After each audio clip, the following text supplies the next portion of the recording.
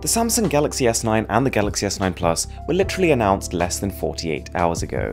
And yes, even though these phones were plastered across the internet many months before their actual announcement, the hype is very real. So today we are comparing the Samsung Galaxy S9 Plus, the very pinnacle of what Samsung has to offer right now, against the iPhone X, the same from Apple.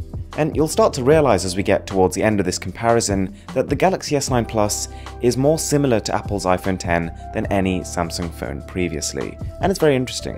But before we get there, we've got to talk about displays, because the fronts of both of these devices are dominated by large, colourful Super AMOLED panels.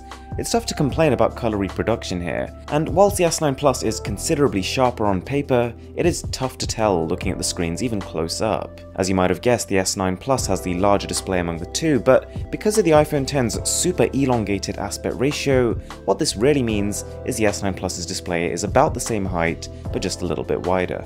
Whilst the S9 Plus though has almost invisible, very tiny side bezels, the bottom chin of the phone is much larger than seen on the iPhone X, which has almost a uniformly sized bezel all the way around the phone. I think both of these smartphones have quite a unique visual identity of their own, and an appealing one at that. They're both great looking phones with great looking displays. But interestingly, whilst the S9 Plus's panel is even brighter than that of the S8 Plus, when you're viewing from slightly harsher angles, the iPhone X actually holds up a little bit better.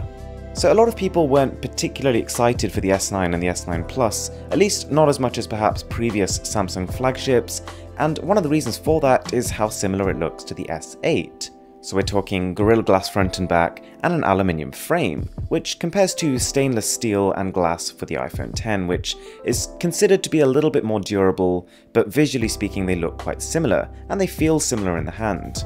I actually think the stainless steel frame of the iPhone X looks kinda cheap considering it's a £1,000 smartphone, which is even more than the Galaxy S9 Plus, but it is slimmer, it's lighter, it's much more compact feeling, and that is a definite plus considering the display is actually not much smaller.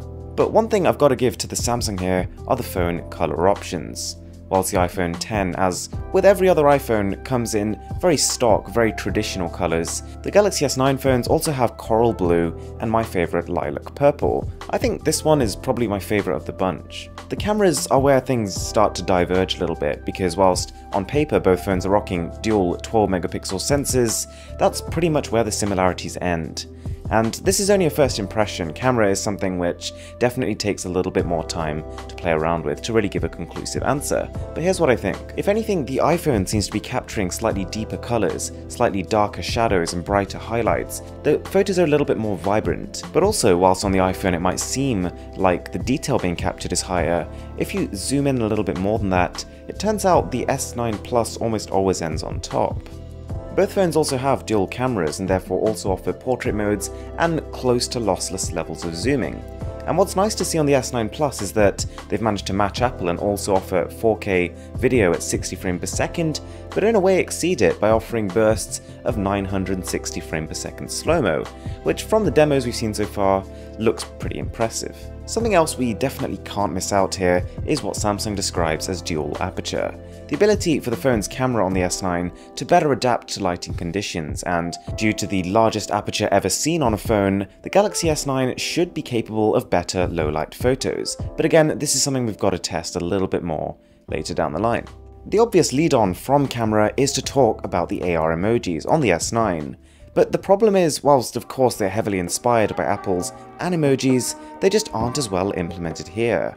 Apple with the iPhone X uses true depth tracking technology, and these Animojis really do come to life through this. But unfortunately, at least as of now, this may change with an update. The AR emojis on the S9 are just using a front camera and they aren't even close. I do think it's quite cool with the Galaxy that you can scan your face in and create a personalized emoji that's supposed to represent you. It's a nice touch, but at the same time it's a shame that it doesn't resemble you a little bit more. Both phones also have a little bit of a different way to unlock them. Whereas the iPhone X has skipped the fingerprint scanner and has gone straight for face identification, Samsung has two options. You can either use the much better placed than the S8 fingerprint scanner now on the rear of the phone, or you can use Intelligent Scan, which combines face and iris scanner to bring the level of security up closer to what Apple can offer with its 3D depth sensing technology. One thing I've got to say I was super excited about with the new S9 phones are speakers, and they didn't disappoint. point, they've included Dolby Atmos surround sound capable speakers now, a combination of the downwards firing speaker and the earpiece. And I'd say it sounds about 20 to 40% louder than the Galaxy S8 Plus, a decent improvement, and again, one of those that brings it closer to the iPhone X. Now, it wasn't a case that the iPhone X was better than the S8 Plus in every single way, but what it seems like is happening with the S9 Plus is Samsung is closing the gap in the areas where the S8 Plus was lacking, but at the same time bringing new things to the table, which we're getting to. With every new generation of phones, one thing we can always look forward to is more processing power, and that hasn't changed here. The Galaxy S9 Plus is rocking 6GB of RAM, and either the Snapdragon 845 or the Exynos 9810, which both tower above last generation in terms of performance.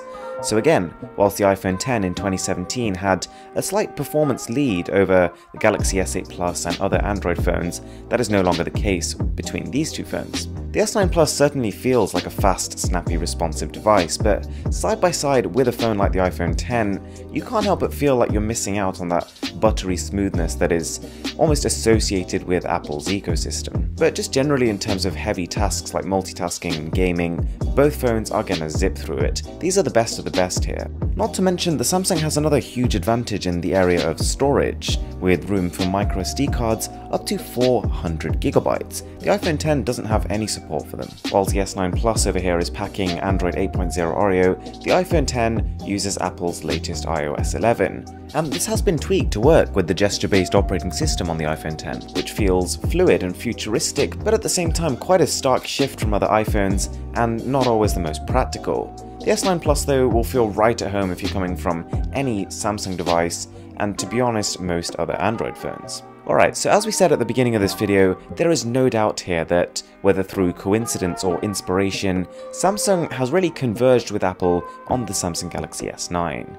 These two devices share a vertical camera array, advanced face scanning, AR emojis, as well as dual speakers in almost exactly the same arrangement. I'm going to need to spend a little bit more time with both phones before I reach any sort of conclusion here, but safe to say this is a very competitive battle. Both phones have their pluses, both phones have their minuses, and it's not going to be easy. Alright guys, we dropped a pretty cool Galaxy S9 and S9 Plus unboxing yesterday, so if you missed that, go check it out, I'll leave it as a card above. And if you guys are new here, I would appreciate it if you could smash that subscribe button down below. It would really help me out.